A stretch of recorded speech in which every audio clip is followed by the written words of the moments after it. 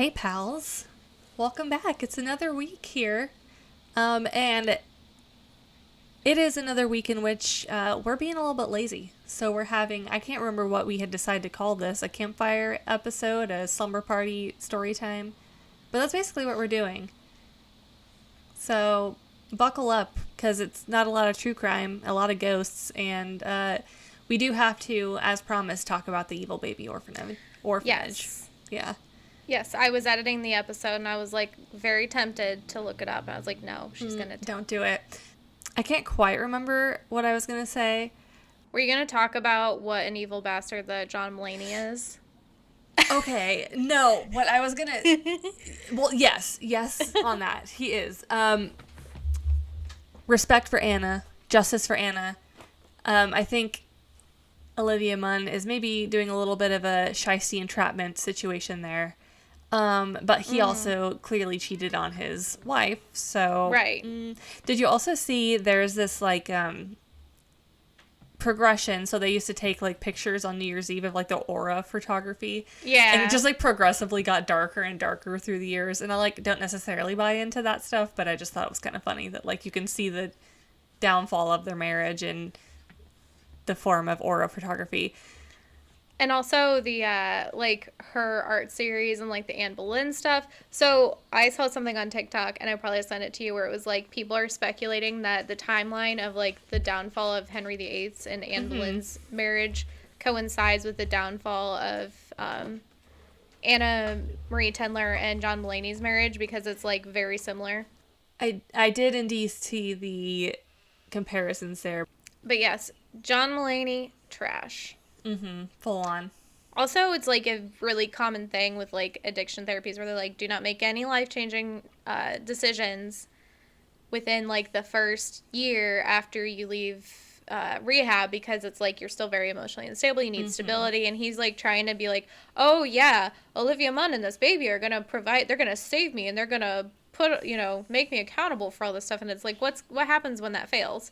Because there's a chance, he could relapse, and it's fine. That's just a part of the addiction process. No judgment there, but it's more of just like you're putting all of your success and happiness like on the them. shoulders of literally like an unborn child, which is a very Right. dangerous game to be playing. The other thing I saw, and I probably also sent this to you on TikTok, was where someone was speculating that John Mulaney and Pete Davidson had a Freaky Friday moment and switched bodies. Yeah. I did see that, because Pete, he's been like, I don't want to say getting his act together, but like getting rid of his tattoos. He's just like kind of mellowing out a little bit. Not to say that I ever disliked his tattoos. I do like a fully tatted person. I think it's very cool, but he's just like slowing down. He's like doing charity work. He's not, being as crazy and out there.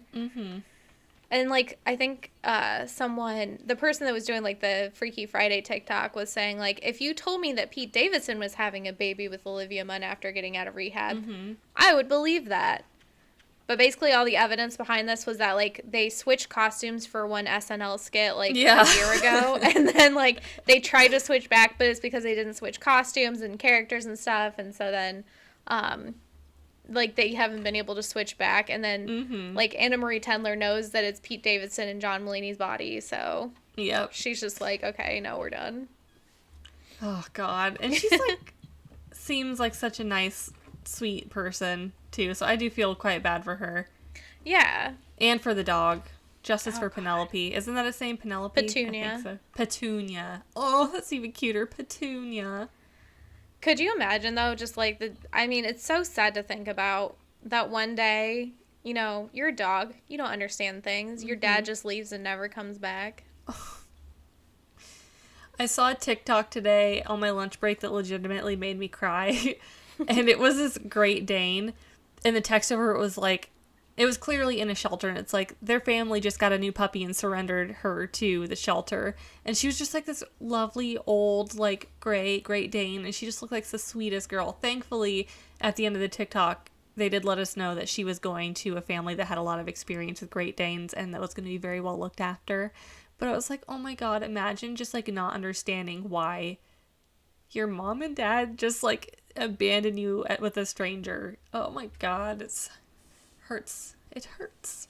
Especially for animals like dogs and cats, like they have a relatively, I mean, yeah, like 15 years is kind of a long commitment, but it's a relatively short lifespan for an animal. Like the animals, a lot of other animals can live much longer. And so it's like, you know, for some of those animals, it's like, okay, you know, they do get passed around because their owners die and stuff. And, you know, they're a little bit more like, yeah, I'm an old weathered bitch. It's fine. Yeah. But it's not like a tortoise that lives for 100 years. Like, yeah. Tortoise is just like, yo, you're the bitch that's feeding me now. Okay. You're my new staff. Got it. You know. It's like legitimately a family heirloom to have a tortoise. Like, it just gets passed down through generations. Or like a parrot. Yeah, yeah. They can live to be, what, like 50, 60? Yeah, they can live for a long time. Jesus. There's some that, like, I think are like 70, 80 maybe? That's maybe insane. I'm making that up. Well, and considering how hard they think birds are to keep alive, like, they're very particular. You have to be, like, a very dedicated and very good pet owner to be able to keep a bird alive and well for 60 years. That's impressive. That's very impressive to me. Like those and any sort of reptile or amphibian. I have, like, a fuzz or something in my nostril. I think it's a cat hair because I was doing, like, one of these on my cat's belly earlier. So, listeners, I'm not picking my nose. I'm simply retrieving the cat hair from my nostrils. Listeners wouldn't know. Viewers, I guess. The other thing is berries and cream TikTok. Oh my God. I am a little lad and I do love berries and cream. Okay, and you know what's really troubling about this whole berries and cream resurgence is that a lot of the Gen Z on TikTok were not, like, old enough or maybe even alive to remember the actual lifesavers. Wasn't it? It was berries and cream lifesavers. Starburst. It was some candy that is no longer made, and it was, the commercial was the berries and cream lad, and it was like a thing. It was that, and then that, who are you calling a cootie queen? You lint liquor. That commercial for Orbit came out around the same time, and I just don't think, like, I'm very happy that the little lad is on TikTok, but I just don't know that the younger kids really understand or realize where that started, and it makes my heart so happy to see him back. And it's the actual guy, too, which is even better. It's not some, like, Joe Schmo, like, I kind of look like this guy. It's the actual berries and cream little lad. Yeah, because isn't he, like, some sort of dance instructor in like, New York, and he, like, I think he teaches at college. Really? Yeah, because someone's like, the little lad is my professor at college. I didn't know that. And he does, like art stuff, art performances, and... oh, my God. Yeah, it's great. I love it. It's perfect. That's also something that I feel like was so deeply ingrained on my psyche as a young person. Yep. Even before all of the TikTok stuff, there was days where I'd just be like, berries and cream, berries and cream. I'm a little lad that loves berries and cream. I could go on and on about the little lad. My TikTok has been, for some reason, very boring recently, and I think it's because, like, the last week or so, I've just not had as much TikTok time as I would like. So my For You page is getting kind of fucked up, so it's a little bit of a disappointment. I am starting to spiral, and it's making me quite sad. Although, did you see, okay, so there was this woman from Dallas, and I think she's, like, a radio talk show host, and so she got, I guess, stood up by a Tinder date. It was the first time they were meeting. And then she leaves, and, like, 2 hours later, the guy is, like, really fucking upset about it and is like, give me another chance. And he literally leaves her a string of 8 voicemails that are just, like, gaslighting her. And then he'll, like, immediately apologize. And then he, like, says, oh, you're just another one of those girls. And then it's insane. Like, she plays all the messages on her TikTok. And then this man's mother calls and leaves a voicemail that's like, I didn't raise my boy like that. You should come over to our house for dinner. And it's like you can see very clearly where this man gets the audacity from, and it's his mother, but it's wild. So have you seen this? Are you familiar? Yeah, I saw it. It's fucking crazy. I feel a little concerned for her safety, to be honest. Well, there's some people saying that's just, like, a bit, and then there's other people that are like, I've literally had, like, this happen to me. And then I think I saw like a compilation on Facebook, and someone was like, no, I know this guy. He is this crazy. Like, He is God, I mean, unhinged. like, she dodged a bullet. Good for her. But at the same time, holy shit, get a restraining order from that man and his mother. The world of online dating is just crazy because so many people, even before you, like, meet them in person, just on the app start to, like, unleash their crazy. And you're just like, okay, no. Okay, goodbye. And then they, like, sometimes will track you down and, like, try to find you and be like, hey, how come you deleted the app? And it's just like, dude. Yikes. Yeah, thankfully so my husband and I got together, like, literally probably about a month before, I think, Tinder was, like, the first one that came out. And it was, like, right before Tinder became, like, a big thing. Is when we got together, so I never got to experience the pure joy of just superficially judging someone on an app for a few hours. I'm glad I didn't have to, because that sounds terrifying. However, my sister met her husband on Tinder, so it's not, like, that weird. People meet people on Tinder all the time with successful relationships, so. Yeah, I've got a lot of cousins that met on Tinder. Like, a lot. A few of them even put it on their wedding website. They didn't even try to make up a story. They're like, we met on Tinder. Yep. I mean, hey, it's got a pretty proven success rate. And if you're there, you know, for a hookup, then yeah, that's fine. But lots of people meet their matches on Tinder, so not gonna knock it. Have you been following at all Gabby Petito? That Gabby Petito case? I kind of looked into it a little bit earlier today, and then I got busy. I have a theory on this because, so for those of you who aren't familiar, I'm sure, I mean, you guys are listening to like a paranormal and true crime podcast. I'm sure most of you are familiar at this point. But essentially what happened is this young woman and her boyfriend were traveling the country in a van that she had rented. And so recently, like it was late August, she stopped communicating with her family. And so they got concerned, yada, yada. And then come to find out, like, after they did the missing persons report, I think, something like that, they found the boyfriend in Florida at his parents' house with the van, but with no Gabby.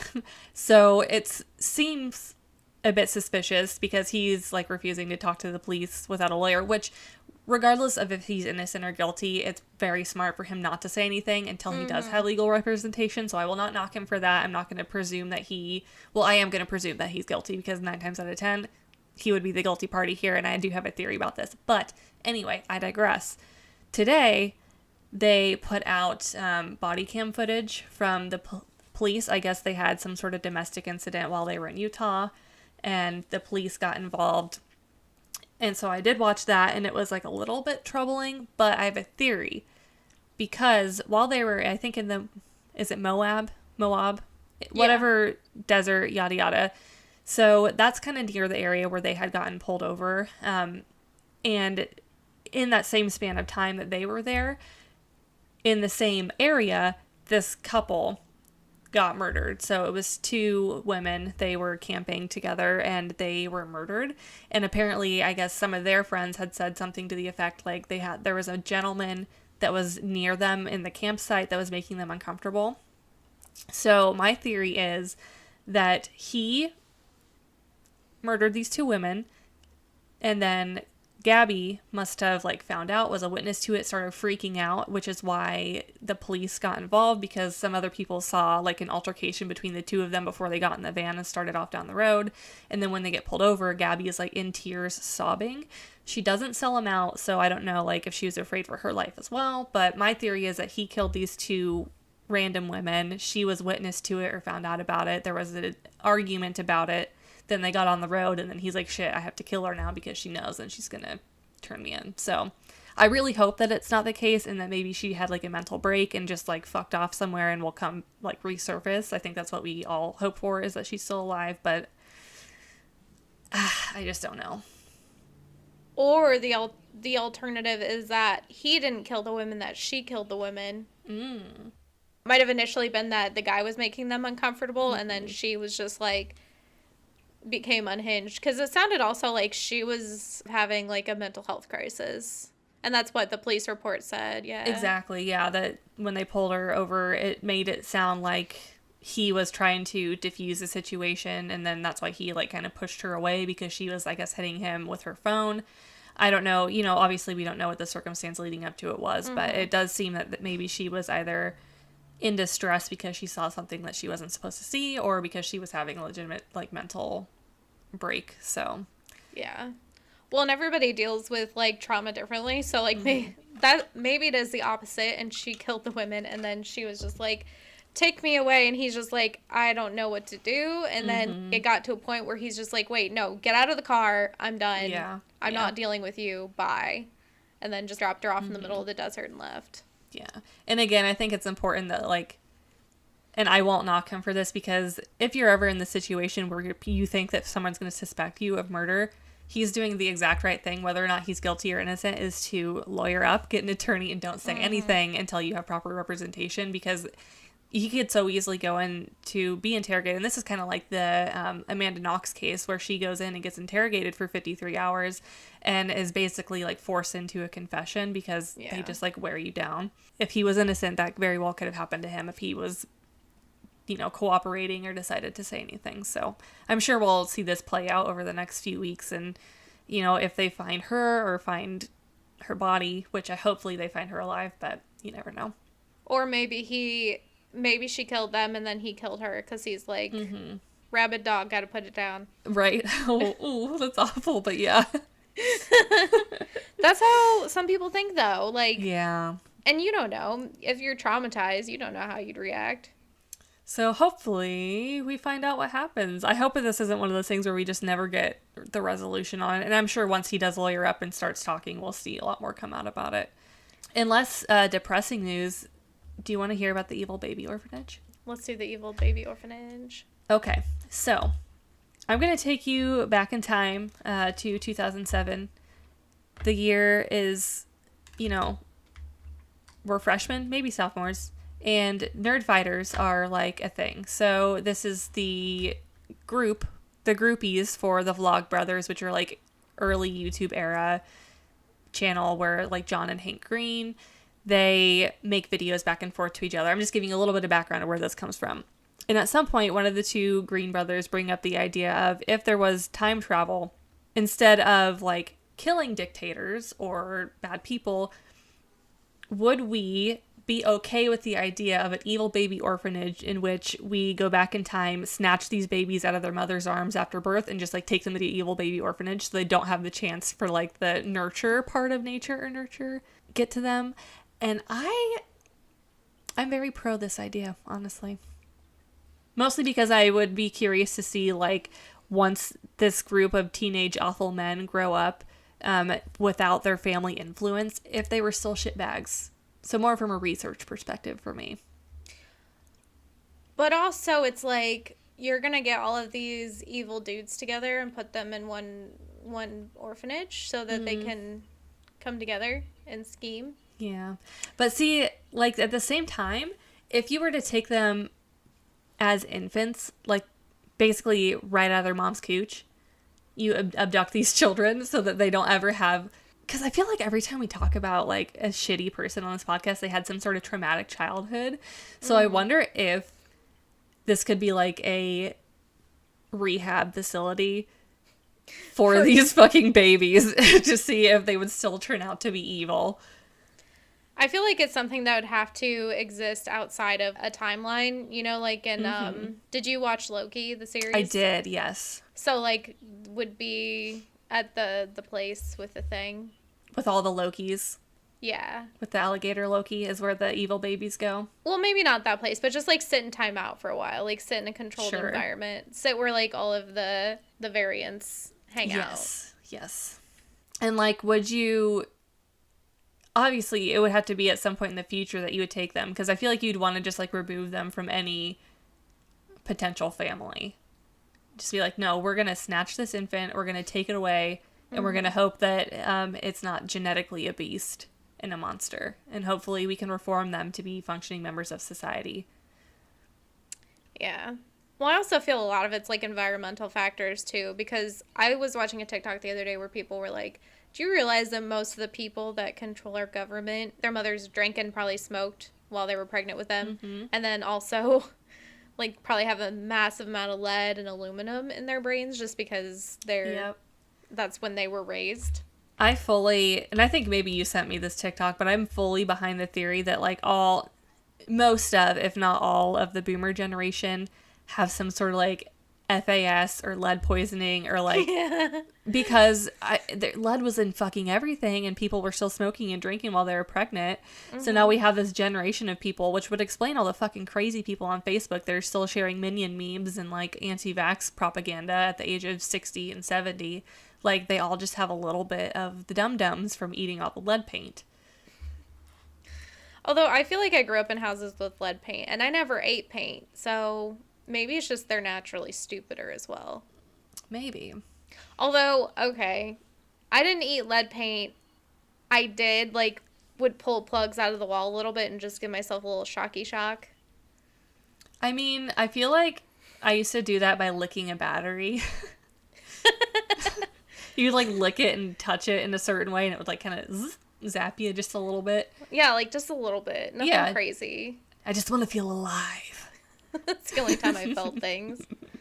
So yeah, maybe I'm not that much better. 20 years, they're going to be like, yeah, if you ever purposefully electrocuted yourself or like went up to the electric fence with like a blade of grass. I never did that, surprisingly, because there was a lot of electric fences on our property because there was a lot of cows. But I never touched one. You really got to try it sometime because it's a exhilarating, I bet. Yeah. Maybe that's another place that my problems come from. Anyways, moving on. Liking a good electric shock. So, okay, along with the Evil Baby Orphanage, this got me on kind of a bender the last couple of days thinking just like in general about time travel. The ethics of time travel, which sounds like stupid because you would think like if we had that capability, yeah, we would like want to go back in time and like correct all the wrongdoing. But at the same time, if you do that, you're affecting potentially entire generations of families like today. So let's say you went back and like, well, and the only example I can think of is like the Holocaust. And I know that this is going to get me absolutely eviscerated, but the survivors of the Holocaust went on to have families of their own. So if you were to go back and undo those actions, you would be effectively killing generations of innocent people today. So is it worth the cost of undoing the past if you're eliminating innocent people in the present? I guess is the best way I could go about that. Or literally just like anybody from today going into the past and then possibly like giving them COVID and then just decimating entire populations. Right. Well, okay. Conspiracy. What if COVID was really caused by time travelers that came back from the future? And that's why it's like really taking out the population. What if like, okay, hear me out. Offhanded theory. What if every time that there's a plague, it's because that's like a window in which time travelers are allowed, specifically during that time? Because also around plague times, it's about once every 100 years, right? There's also a lot of change happening around those periods. Basically like an impetus for moving into a new era. A lot of change, a lot of stuff coming in at once. So it's like that's the one time that time travelers are allowed to come back. They fuck around. They accidentally leave a big stinky and then fuck off. And they're like, well, you know, they're going to have to deal with that. The implications of the plague that we just dropped. Sorry. When I say I've been thinking about this a lot, I mean, I've been thinking about this a lot. So this is my proposal. Let's say time travel is invented. First of all, I absolutely do not think that it is something that needs to be available to the public. No. Absolutely not, because there is too many people that would take that and abuse it, and then our timeline would be all sorts of fucked up, and you just see people just like poofing out of existence in present day because somebody's like, great Uncle Teddy that murdered my grandma, I'm going to go back and I'm going to get him. And you're just like ruining present day families. I also don't think that it should be the government as we know it now that should be in charge of it, because you could very easily politicize things and go back in time and like change outcomes of different elections or like wars even. So, like, how do we manage it, I guess, is a good place. And going back to Loki, I feel like there needs to be, like, a central agency for time travel. But, like, how do you elect the people? Because obviously we would want to elect and not just, like, all the rich, powerful people get to be in charge of time travel. So, like, how do you even go about electing people? Because you don't want to politicize time travel either. I think it's something that our tiny little human brains wouldn't be able to, like, we need to bring in somebody else, like, extraterrestrials, where you at? Right. The aliens just need to control it for us. Because the only way I thought of doing this is, like, okay, first of all, you have to be nominated. You can't nominate yourself to be a time travel person. But it all has to be anonymous nominations. You would submit this person's basically resume without their name to some sort of central agency.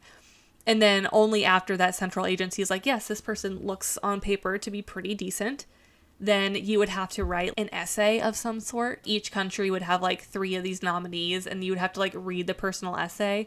And then you don't get to know what they look like. You don't get to know their age, their gender, any of that shit. You're just reading their essay, and it has to be that like it doesn't reveal any of that kind of info in it. And then you have to pick the essay that you like the best. And then that's the person that represents your country. Because you don't know, like, what they look like or their political parties or anything. That's how I have come up to reason this. I want to nominate Hank Green.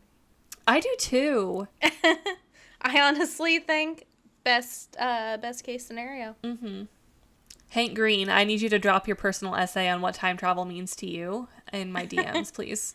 And also the ethical implications of changing history. Okay, and so that's another topic about this, is how are we using the time travel? I told you I had a lot of thoughts about this over the last couple of days. I started medicine for a case of the SADS and also for ADHD, so like there's been a lot of thought on time travel. And for like, okay, I don't think that you should be allowed, so from the point of conception of time travel, you should not be allowed to go back more than like a day or two to change events, because again, you don't want to affect the people that are living currently. So like, let's say time travel was invented September 13th of 2001. Okay, yes, you can go back in time and prevent 9/11 from happening, but you can't go back and prevent World War II. You can't go back any farther than that because you're going to affect the lives of living people. So, like, you get maybe a week. We'll give a week span of time. I think that you shouldn't be allowed to change anything. I think that you should do it from purely, like, a spectator view. So you can go back and be like, okay, we really just want to see what happened here. Mm-hmm. That's actually not a bad idea either. Just use it for, like, research purposes to, like, figure out how we fucked up, what we can do to not fuck up again. And then, like, what happened to the dinosaurs? But you can't fuck with anything. You just have to go and purely spectate. That's a good point. Or the other thing I think is if people are like, I want to go back and I want to live in this time period, chances are you die. But kind of like a Captain America situation where it's just like, we're going to drop you in the past. You can't come back. You have to stay there. Because then that would give a lot of evidence to why, like, certain people throughout history, like, what's his nuts from Saint Germain. Yeah. He's definitely a time traveler for sure. Yeah. But they just, like, dropped him out. Good luck, bitch. Yeah. Yeah. Like, I don't think it should be a Doctor Who scenario where you can just travel around wherever the fuck you want. It should just be, you go to the past, you stay in the past, you don't come out of the past. And, like, even the future, like, if you're traveling to the future, it's purely to see what the outcome of what you're doing is now. So you can't go to the future and start messing with this stuff. You just have to see, oh, shit, we're doing this wrong. Let's go back and see how we can make this not happen. Mm-hmm. Although, if you were going to commercialize it, I do have a proposition for that as well. So it has to be purely, you have to have a guide, a very experienced time travel guide, and they are your babysitter, and they have full permission to murder you if you start fucking up the timeline. So you go to this little time travel airport, right? And it's going to be much more limited. I don't want that many people time traveling. So let's say you win a lottery to go time traveling, right? And you meet your guide, and he's like, okay, what era do you want to go to? And you're like, I want to go here. They're like, okay, so Timmy is an expert in medieval England. We're going to send you to Timmy. He's going to outfit you. He's going to tell you what you can and can't fucking do. And he's going to monitor your activity there very heavily to make sure you don't stand out. And if you get out of reach of Timmy, we're just going to murder you in the past because we can't have you fucking the timeline up. Mm-hmm. Yeah. Lots of waivers you have to sign for that. Yeah. And that would make sense as to, like, why weird artifacts have been found in weird parts of the world, too. Also, I think when you get to that point, you're kind of getting to a very specific line where it could turn into a Westworld situation where you're not actually time traveling. They're just like, yeah, you can go visit, feudal Japan. And then it's literally just like a bunch of robots and actors. Androids, yeah. Yeah. Which realistically, we're going to get to the point where we have human-like androids in Disney worlds of, like, past times before we ever get to see time travel, so. Okay. Could you imagine, though, humanoid androids at Disney World, and instead of the characters, they just have them be androids? I would be surprised and shocked if Disney wasn't already working on this technology. Oh, they are. I mean, they're working on androids and stuff hardcore. This was Universal. Wait, no, because Marvel is Disney now, so it had to have been a Disney Imagineers doing this. And I think I've brought this up on the podcast before, but I saw this video of them working on the Spider-Man robotics, and they literally launched this fucking Spider-Man robot across buildings, and it's doing like all these gymnastics and flips and things, and it lands, and it looks so lifelike. Oh my god, how? It's insane to me that there's no way they don't have just like a fucking robot Cinderella AI robot, being worked on somewhere. They run into the problem of, like, they have very specific standards for their character actors, and it's like that could all be totally mitigated if you just made androids of that character. Yep.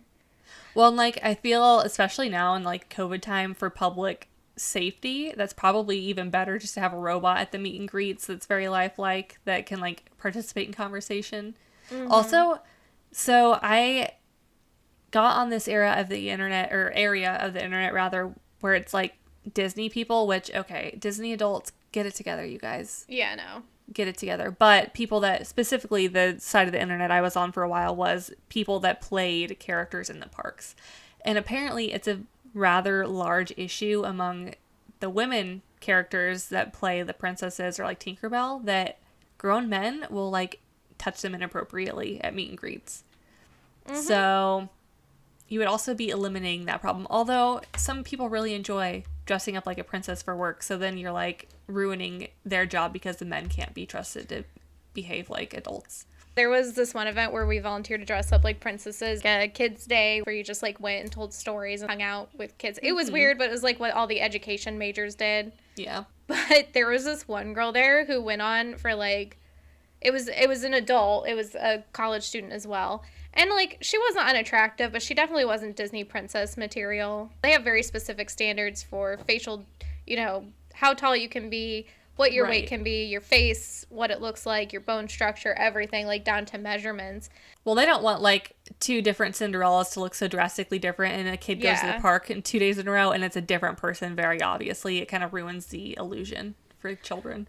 Right. Well, and then the other thing, like, she kind of looked like your freshman year roommate, too. Oh.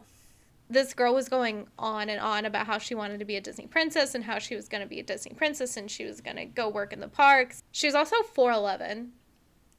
Yeah, it's like a very stringent set of guidelines as far as like height and measurements and, like you said, even down to like your facial structure and your complexion. Like, I was on this, I wish I remember this girl's YouTube channel, but she played a few different princesses in the park because all the white princesses kind of look the same, but with a different wig. And she said that she came into work one day with a pimple, and they're like, sorry, we're going to have to get your understudy in here because you have a giant pimple. At some point, as you start to get older, then they start moving you out into, like, the evil stepsisters and, like, the evil stepmothers and, like, the evil older lady characters. And it's like, I'm 27, Brad. Yeah. Although, it would be kind of baller to play Lady Tremaine. Yeah. She's got a pretty... I don't know. I've always liked her costume. And then you would get to wear that big, like, poofy gray lady wig, so... And Lucifer. You get a cat. Yes, you get kitty cats. I just was never under the impression that I would have the body type, because I am built like a 16th century peasant. You know, my body is built for, it's built for endurance. It's built for starvation. Realistically, I could not eat for like a month and my body would be like, yeah, you know what? It's good. I'm built for potato famines. Yeah. Yeah. I have a short load-bearing neck. I made for impact. I made for falling off of cliffs and, you know, being able to walk it off. Oh, God. I see now. That's like how I feel about like my complexion and hair color. I'm like, okay, I used to really hate being pale, but it's like, you know what? It's because I needed to be able to survive long, cold, dark winters back in the ancestral days. So that's just the way it is, man. I just need to be able to soak up as much sun as I can, because there's going to be an eternal winter come, you know, fall, winter, spring. And I got to be ready for it. Or if it becomes like 30 days of night and it's just 30 days of night and there's zombies everywhere. And no, that's vampires, isn't it? Vampires, yeah. Yeah. I just need to be ready to like not go into a depression, which har. Like, we did that anyway, but But do you have any ghost stories for us? I feel like we need to do a little bit of paranormal stuff, at least. The last time that I tried to tell these ghost stories, these are both, they're both from my aunt. I have two, right? Mm-hmm. And it stopped recording as soon as I started talking about it, so I'm going to watch to make sure it keeps recording. But, like, the sound got messed up, or I can't remember, but it was, like, it got messed up as soon as I started talking about these. So we'll see if it gets messed up again. If it gets messed up again, we'll just know that we're not supposed to be telling these stories, and we'll never do it again. Yeah. Unless you see us in person somewhere and then ask Ashley, but... Yeah. So the first one is that my aunt had a story about my grandpa that she could not explain. She has always believed that if you dream of someone, it's a visit from them, like from the spirit world. And, like, I kind of believe this too. I think that sometimes it's just, like, you remembering them, but there's, like, a very distinct definition between dreams where you are being visited by somebody and then dreams where you're having a memory or kind of wishful thinking. But I do think that you can, like, you know, kind of travel in the dimensions in your dreams and then go see, or people can come see you if they've passed or whatever, or even living. There's, like, a whole thing on TikTok where people are like, oh, yeah, I astral project and, like, go see my friends and stuff.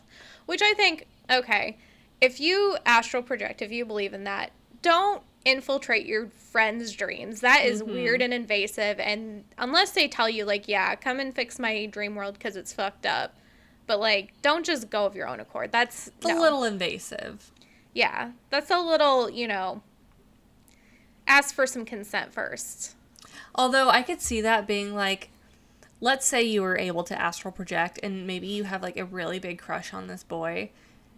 Like, what if you just started astral projecting yourself into his dreams to, like, implant a crush on you in his mind? Girl, I feel like I did that, though. Really? I'm not saying you should do that. I used to do that, I used to try to do that in high school. I'd just be like, I'm going to astral project into my crush's dreams. But then the weird thing is they started to develop a crush on me. But then I'm like, maybe I'm just charismatic and that's why. Yeah. Or maybe you're just putting that vibe out there that you have a crush on them. So they're like, oh. Yeah. She's into this. So it could have been many things. But I like to think that you just projected yourself into their dreams and, like, they fell in love with you because they kept dreaming about you and they just couldn't explain it. Yeah. I feel like that's happened a lot. I was just like, I have a casual crush on this person. Let's put out the vibe. And then they're like, oh, yeah, I have a crush on you back. And I was like, oh, okay, cool. Yes. And I was like, actually, I don't really have a crush on you. Like, it's the thrill of the chase for you. Yeah, it really do be like that. Mm-hmm. But anyways, back to the story. Yes. She believes if they come and visit you in a dream, it's a visit. Most of the time, if people think about it, it happens when you need that visit the most, like you're going through something stressful or something's happening. So specifically for my aunt, in 2015, she had a cancer scare. And I remember this happening because they used to live kind of down the road from us. And so I was over at her house and she was talking about how the doctor had told her, yeah, you've got Hodgkin's lymphoma. He was being very negative about the whole thing. He's like, yeah, no, you should start getting your affairs in order. So she's like, I was scared, but she was prepared for the treatment that the doctor had said that she needed. And she had to have surgery to remove the lump in her neck. The night before the surgery, she went to bed and she was restless, but she did manage to get to sleep. At one point, she woke up and standing beside the bed was my grandpa. So my grandpa looked at her and he said, girl, don't you worry about anything. You do not have cancer. And so she remembers very distinctly that she could see like the hair on his arms and the wrinkles on his face. Because like, I don't know about when you dream about people, like, but sometimes when I dream about people, if it's not like a vivid dream, it's usually like kind of a blurred vision of them. Not all the detail. My brain just kind of like, we got to get through this shit as quick as possible. So, but she remembers that she could see the hair on his arms and the wrinkles and everything. So she went back to sleep, and when she woke up, she knew that everything was going to be okay. She even told the surgeon that it was going to be okay. And then 3 days later, she got the results, and it was just a fatty lump. So her questioning is, did he come to tell me that she would be okay, or did she dream it? She does think that he was he like visited her, he was at the side of her bed telling her that it was going to be okay, like, and, you know, she'd actually woke up rather than it just being a dream. So that's my first ghost story. That's pretty sweet. Yeah. I mean, my grandpa was a good dude. He was just looking out. Yeah. Can we hear the story about the men in the blue suits? Yes. I like this one a lot, you guys. Okay, so this actually, it's probably good that it did get deleted because I saw something on TikTok that was very similar to this. So I'll tell this story and then I'll talk about the stuff I've been seeing on TikTok, kind of about similar stuff. So the next story that my aunt had was about my great-grandma. So this is her mom, my great-grandma. And this was after my grandma had been diagnosed with terminal lung cancer. So she was diagnosed in June, and like she originally started with like a softball-sized lump on her back that her primary care physician was just like, that's just, you know, a fat deposit. It's nothing to worry about. And then it ended up being terminal lung cancer. And it just like, she was like kind of okay, but kind of sick. And then it just like went very quickly downhill. The first incident with my grandma and my aunt was on a night in late August. So like during the summer, had been kind of staying with my grandma a little bit just to like hang out with her, make sure she had everything. And she was, you know, she's kind of deteriorating. But I think as it was starting to get later in the year, she started to go quicker. My aunts and stuff stayed with her more often, and my mom and everybody did as well. So this was in late August after I had left for school. My aunt had spent the night with my grandma, and she had slept on the couch. My grandma slept on the love seat.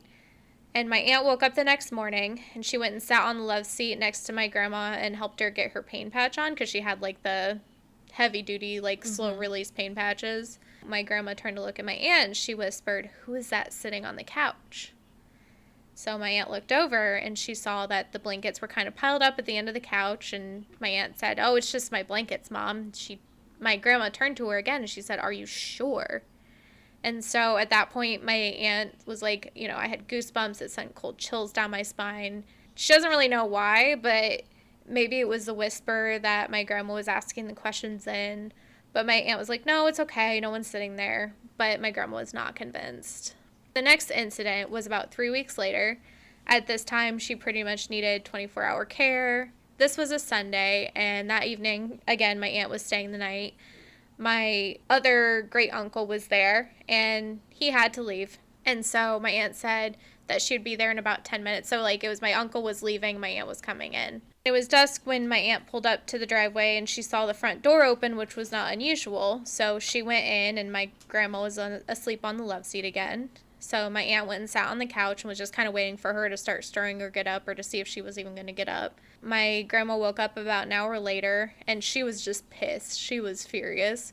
She's like, it's time for my shower. Time to get washed, which my aunt did every night. She's like, okay, you know, let's go. So after she got her washed, got her night clothes on, my grandma sat in the chair in her bedroom, and she looked at my aunt. She said, "I do not want you to have company here."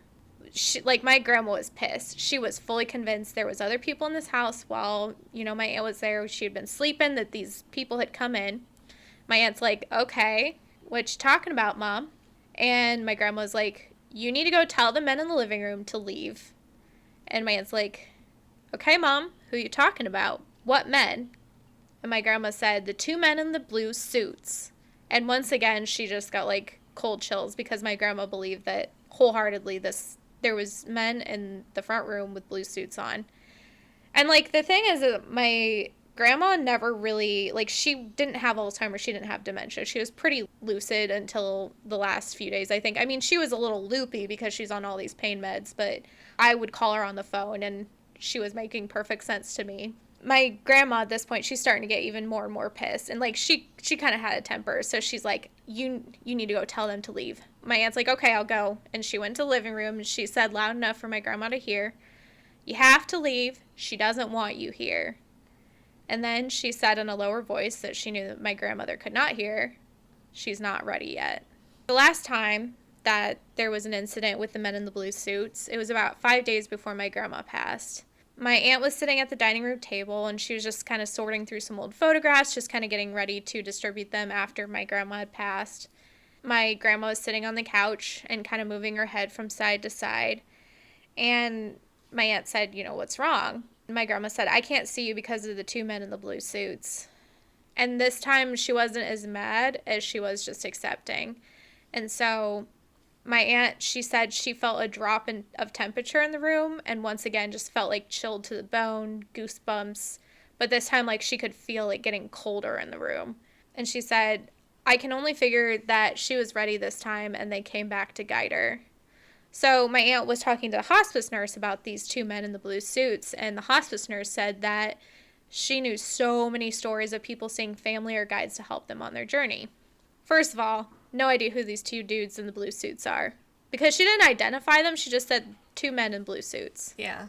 So I don't know if those were, like, her spirit guides or if it was, like, you know, people from her past that maybe she just couldn't see them very well. Because she was, like, you know, obviously a little loopy from the meds. And But then on TikTok, I saw a couple of TikToks where people were having very similar experiences as hospice nurses.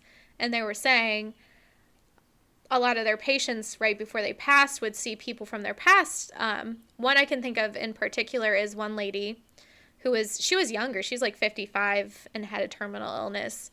And she was like, oh my gosh, you're going to think I'm crazy. I saw this guy from my past in my front room. And, you know, we used to date and we just ended up moving apart because of jobs and school and stuff, and then we just never got back together. She's like, but I always felt like he was the love of my life. And so then the hospice nurse looked it up with her. The guy had already passed away as well. And so the lady kind of was like, oh, you know, maybe he is visiting me. And then the hospice, you know, the lady kind of passed shortly after that. And the hospice nurse is like, I like to think that they ended up together. Me too. That's very sweet. Yeah, those are the ghost stories I have from my aunt. The other thing with my grandma, and this might be hard to believe, but after she passed away, I always felt like when I was, like, stressed out or something bad was going to happen, like, I can, like, almost, it's like I can feel her behind me. And it's, like, kind of stressful. And at first I was just like, oh, you know, that's just me, like, I'm doing some weird grieving process. But then my grandpa, when he was passing from cancer, he was like, you know that grandma stands behind you, right? Ooh. And I was just like, what? He was like, you know, she'll put her hand on your shoulder sometimes, right? His wife was like, oh, don't listen to him. He's not making any sense. And I was just like, no, but that makes perfect sense. yeah, that was also kind of spooky. And I still feel like that sometimes. Like, she's just sitting there, like, especially when stuff goes bad, she's just like, it'll be okay. Or, like, you know, kind of reassuring. Or sometimes she's just warning me that something bad is going to happen. Props, Grandma. Except for when it's like, I don't have any idea of what's going to happen. And then you're like, what is coming down the pipeline? Which planet is in retrograde? How do I prevent this? Yeah. I don't think that I've ever been visited by a spirit of a dead loved one, so I would like to keep it that way. I mean, if our listeners don't believe this, that's fine. But, like, there have been times where I've had to be like, Grandma, I understand that you're trying to warn me of something, but I really need you to not, because I cannot handle the stress right now. Yeah. The anxiety I'm going to hold for the next 2 weeks waiting on something to happen is just too much. Just waiting for the ball to drop. All right, well, do you have some ghosty stories? Yeah, I do, actually. So, my friend Allie, hometown buddy, she actually messaged me on Facebook the other day. She's like, hey, do you, like, still need ghost stories? Because I guess she was listening to our previous episode on her way to work where we told ghost stories. I was like, fuck yeah, I do. And so she sent me, like, a very hefty... It's several smaller ones, but I'm going to tell them all because it all happens in the same house. But just for, like, a little bit of backstory, so they lived in a house that's right across from a Catholic church. And Allie, correct me if I'm wrong, isn't there a cemetery, like, really nearby? For some reason, I'm getting a cemetery. I know there's, like, a shitty playground, but I feel like there's also a cemetery somewhere nearby. But anyway, I digress. Across the street from a Catholic church, for sure. And so she says the house was pretty chill until her dad started, like, adding onto the house and demoing the upstairs, doing, like, renovations and things. And that's, like, when shit really started to get weird. So when this happened, like, the kids in the house, there were 4, so she's the oldest of 4. And they all started kind of to like sleep together in the same room because it just like got really spooky. A lot of the times what would happen is like they would get woken up in the middle of the night by something spooky and then they would just like all go to the same room and sleep together. So she says the first occurrence that I can recall is that she would have multiple night terrors. So she'd wake up with pressure on her chest and the feeling that something was touching her under the covers and like she couldn't move or scream. And then when she finally could, it was like a rush of fear and she had to leave the upstairs of her house. And it seems like most of this activity is taking place in the upstairs of the house. And I can confirm, I have been to this house a handful of times and it was spooky. And also we played Spin the Bottle and I kissed a boy I did really not want to be kissing. So I can assure you that it probably is a cursed home. Anyway, she goes... continuing on, that this is probably about when she was a 4th grader. So I'm just going to read it like quote unquote as if I'm her. So she says, I would lay down and see this like generic white mist shaped like a little girl. I could make out generic features like a nose, mouth, hair, but no eyes. She would only be seen when laying down. So every night it would get closer till finally it was close enough that if I reached out, I could touch her. I asked my mom what it was. So she laid down to make me calm down. And then her face went pale and she told me it was the reflection from the moon. After that night, the mist went away. And when I was older, I asked my mother about it. She states she saw a girl and didn't want to scare me. So my mom had already seen her on different occasions and hadn't realized that we were all seeing her as well. So the next one says, my parents were out of town and I was supposed to stay at a friend's. She knew about my house and wanted to stay there instead. My parents said it was okay, so... we go to my house and it's not even dark out when she starts like asking it or whatever to come out, it being the ghost. We hear a banging and something moving downstairs. We go downstairs and all the cupboards are open in the kitchen and it looks like a mess. The Lazy Susan is open and a trail of smashed Oreo leads from there to a pile in front of the TV in the living room. So this little girl ghost had a hankering for some cookies, it sounds like. And she goes, the TV was now on and playing static. We left immediately and went back to Steph's house. Which, that's me in ghost form, just rummaging through the kitchen to look for the cookies. The next one, she says, Boo and Wyatt. So Wyatt is her little brother, and then Boo, I believe, is her sister, Allie. I can't remember if she is the second oldest or you're younger of your 2 sisters. I'm sorry. I know I'm not going to say all their names because if they're not included in the story, I don't want to put their names out there. But anyway, Boo and Wyatt. So my 2 siblings were going to the bathroom upstairs. One was guarding the door to the toy room, which was the room with the most ghostly, like, craziness. And yes, we usually went in pairs upstairs because it was creepy at times. When a black mass appeared in the corner and started to crouch down. My siblings then began screaming. When the mass came across the room at them, they described it as a lunge. My siblings both jumped over the railing to the stairs and came flying down, pants still not up from going to the bathroom. Mom investigated and found nothing, but said it felt wrong, like she wasn't supposed to be up there, and we all slept downstairs that night. No, I don't... That's scary. Like, what spirit creature goes after children like that? Mm-hmm. Especially children tend to go on the potty. So the next one, she says, my room is now, just for reference, she was a majorette in high school. So she goes, my room is now the old toy room at this point. Boo, so her sister, went into my room to grab something. She said she was looking for it and her back was to a large portion of the room when she felt something watching her. She turned to see if it was me and had my baton from Majorettes thrown across the room at her. She came flying downstairs. I went upstairs to investigate. My baton was in the hallway, no longer in my room. I don't know if it was thrown at her again on the way out, but that's how it got there. But it wasn't in my room anymore. Again, I had a feeling of dread, like I needed to leave the upstairs. So this ghost was practicing their baton twirling. Their baton twirling. They were probably going to participate in the Miss America pageant, and Boo just interrupted the pageant practice. So I'd throw it at her too. Okay, there's a couple more. This one in the story, Boo was putting clothes away in my room when my TV began to turn on and off and the DVD began opening and shutting. She comes and gets me and I go upstairs and unplug it, and something sarcastic along the lines of, now try and freak us out, you stupid ghost, was said. And then the TV turns on while I have the plug in my hand and the volume turns all the way up. You can see the volume prompt come across the screen and turn itself up. So like old school TV, you know what it looks like. And it makes this horrible white noise sound. And then so her and her sister take off running. Obviously, I would too. The next one, she goes, I got up to pee one night, came out of the bathroom and saw a little girl swaying her arms against her dress at the other end of the hallway. She was smiling and just looking at me, laughing slightly like a chuckle. I froze and felt something terrible. Then the little girl's face changes into a terrified expression. I feel like she isn't looking at me, but at something behind me. I slowly look over my shoulder and see this old gentleman in like a top hat and suit. He was terrifying. I go to run down the hall and the little girl does the same, and when she goes to take her first step, she vanishes. I jump into Hannah's bed, wake her, and the man appears in the doorway.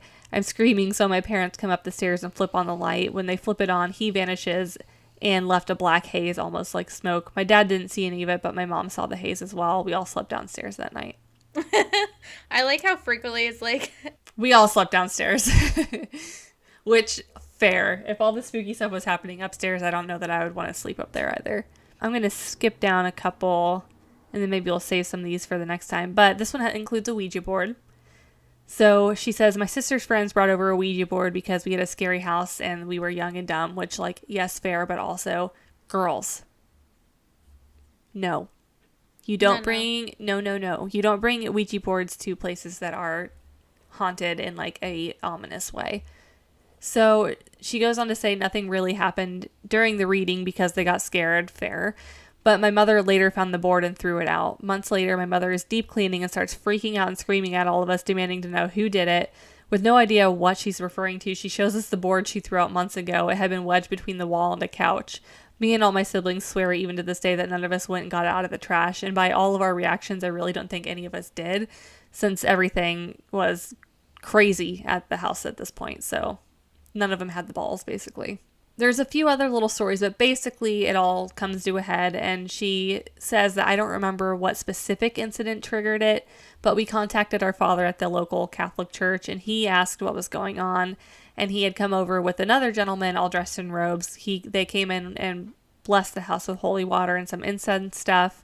They walked through the house saying some prayers, spraying water everywhere, like everywhere. She put that in all caps, so it must have been a fucking slip and slide in there. They left crosses and crucifixes and pictures of white Jesus. She didn't say white Jesus, but I'm assuming everywhere. And the bedrooms upstairs had little bowls of holy water outside the door that we had to use to sign the cross before entering our bedrooms. After that, we never had anything happen again there, and people no longer felt terrible when they came over. He said if we started having it again to contact him. We moved a few years later, and I'm not sure if it's come back or not. So might have to do a drive-by of that house next time I'm in my hometown. That sounds like my parents' house, though. Mm-hmm. And the thing with, like, ghostly stuff is, like, you can't tell if you're just going crazy. Because a lot of times, at least for me, when there's, like, a lot of activity somewhere, is I have a really hard time sleeping. Mm-hmm. So when you don't sleep, you start to become psychotic. It doesn't matter how much of a, how strong mentally you are. Mm-hmm. After so many days without sleep, you become psychotic, period. So you can't tell if you're just, like, not getting sleep and you are starting to become psychotic and hallucinating things, or if it's the ghosts, But there's been a few times where I'm like, I'll see something go by and I'm just like, okay, we're just going to pretend like that didn't happen. And then someone else will say something. I'm like, oh, you saw that too? Oh, okay. Aha, I'm not crazy. Aha. It's tarot time. Baby, it's tarot time. Let's find out what's going to happen this week. Okay. So, tarot time for this week. First, we have the Six of Wands reversed. This is like you tried to do something, you failed, you have a little bit of a bruised ego right now. Then we have the Three of Wands reversed, which is like you're kind of getting held back. Your progress is delayed. Your ego is bruised, you're delayed. We have the Tower, which again is like you're kind of resisting the decision. So, maybe a decision was made that wasn't in your favor. You're kind of resisting it. It's holding you back. But what you need is to find a little compromise, find a little harmony in the situation. Kind of trust your intuition. Queen of Cups upright. The previous card was Temperance. Because then if you are patient, if you trust your intuition, the fruits of your labor will kind of show themselves at the Seven of Pentacles upright. So I think that's a good short, sweet, and to the point one. That is a good one. Our weekly fuck yous. John Mulaney. Absolutely. John Mulaney. Ugh. And then also every baby that can and will and may someday reside at the Evil Baby Orphanage. Okay, wait. A preemptive fuck you. What would be your, top 3 roster for the Evil Baby Orphanage? Okay, for sure Hitler's going there. Mm-hmm. Joseph Stalin, he's going to because he had more, he had a higher body count than Hitler did. Mm-hmm. And number 3. Oh, this is hard because I can think of a few. I'm thinking I feel like I have 2 dictators. So as much as I would love to choose another one, I'm going to go the route of saying Donald J. Trump because he has made the last 5 years of my life very stressful. And I just want to return to a day where our news cycle, thankfully he has been out of the news cycle for a year now, which, God, thank God, except for when I was in Missouri last weekend, which it was Missouri, of course. I was at the Lake of the Ozarks with some friends, and we were at an Airbnb. One of the neighbors in the neighborhood had a flag that says, "Don't blame us, we voted for Trump." And I'm like, Have you seen the flags that are Trump 2022? Yeah, 2024 even. But I think the even more ridiculous ones are the 2022 because they're okay, you're going to go in the middle of a presidential term. There's some sort of protest happening this weekend, so when this airs, it will have happened. So if something hits the fan, we'll be behind the news cycle, but... Well, yeah, because it's to protest the arrests that have been made and sentencings, I think, in regards to what was it, January 6th or January 9th? 6th. I can't remember what the day was, but for my Evil Baby Orphanage, I would have to say, if I'm not picking the people that you've already picked, we're saying that we're creating this roster together. Sure, obviously. Sure. I would have to say Thomas Edison. Because he stole all of Nikola Tesla's great, brilliant ideas? No, because he stole everybody's brilliant ideas. He basically created the centralized capitalist movement where everything is under one umbrella, rather than being shared equally. Yeah, bye. He single-handedly destroyed small business pretty much. Not even, no cap.